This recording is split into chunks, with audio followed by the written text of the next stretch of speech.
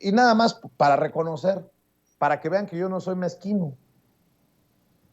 Hemos aplaudido, reconocido los esfuerzos que en algún momento hizo, por ejemplo, Julio C. Roa, para estar exhibiendo a los chayoteros del sexenio pasado. Dice que ahora se me arruga porque no señalo a los chayoteros de este sexenio. Yo no creo que haya chayoteros en este sexenio.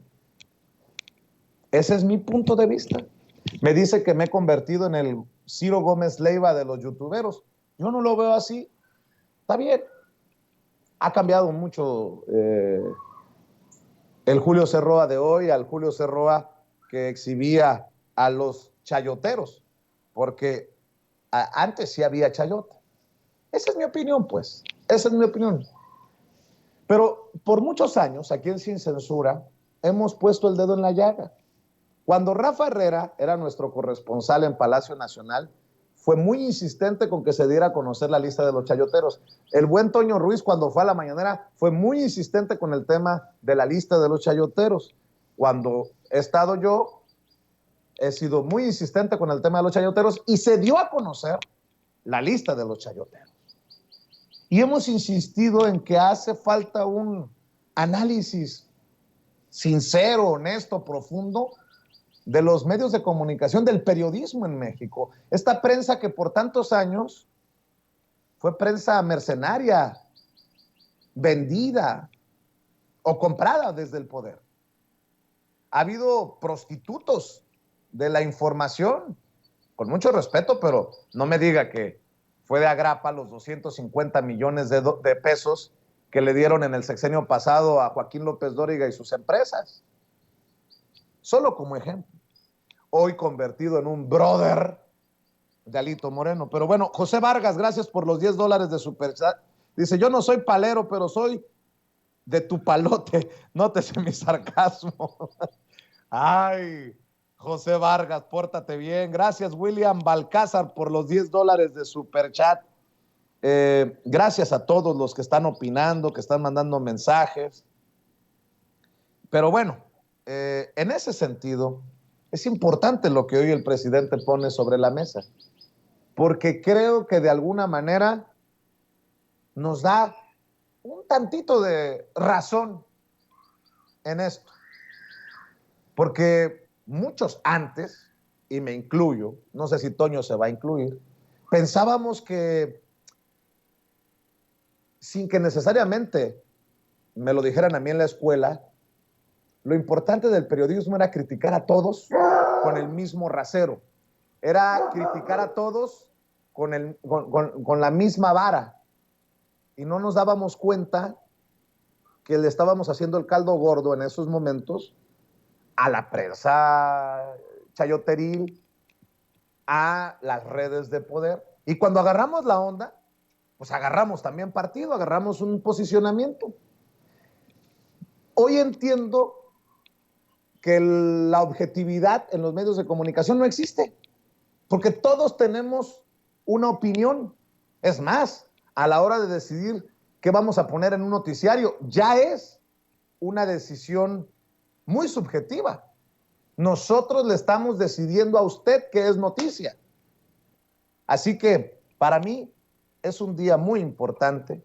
Qué bueno que el presidente señala a Hans Salazar y a los que estamos siendo centro de estos ataques con la campañita de Cállate Palero.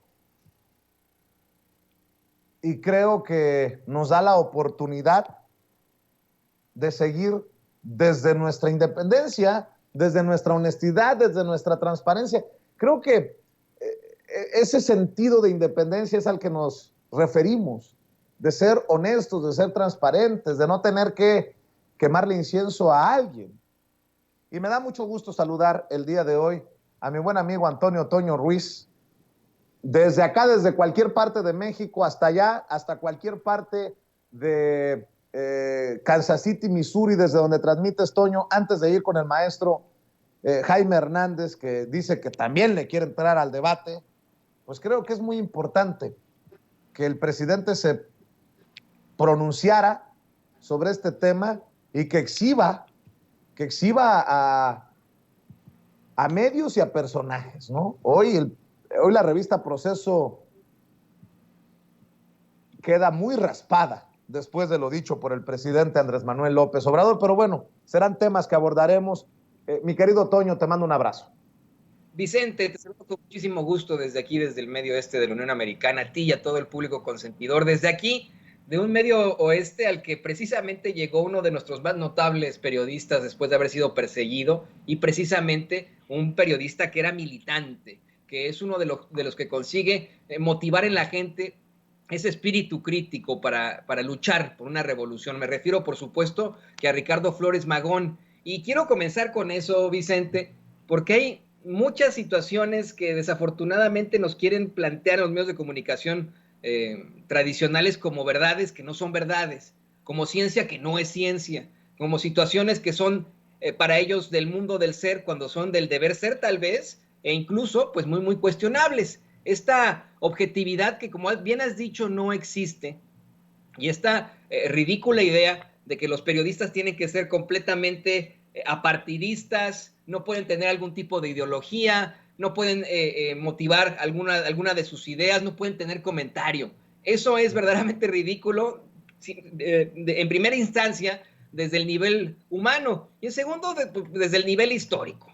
Hay que recordar, Vicente, público consentidor, que desde siempre el papel de la prensa ha sido fundamental en el cambio de las sociedades, desde el principio, y podemos hablar incluso desde la Grecia antigua o desde el Imperio Romano, bueno, desde la monarquía, imperio y después y monarquía, república y después imperio, y en todos los puntos de la historia en los que precisamente es la prensa la que define de alguna u otra forma cambios muy fuertes, o bueno, el periodista, la información, lo que define los cambios fuertes en sociedades. Yo quiero insistir hasta el cansancio que los países más desarrollados confiaron precisamente en una prensa, un medio de comunicación, los medios de comunicación libres para poder establecer sociedades más democráticas, y que es algo que se estudia constantemente en las escuelas de función pública. Yo le quiero también recordar al público consentidor de Sin Censura que, por ejemplo, alguien como Julio César, quien además de ser recordado por sus conquistas, por su victoria, por el imperio que encabezó, bueno, también escribía crónicas de sus campañas. Otra situación importantísima es la Revolución Francesa. La imprenta, los periódicos, los panfletos fueron absolutamente necesarios para la Revolución Francesa.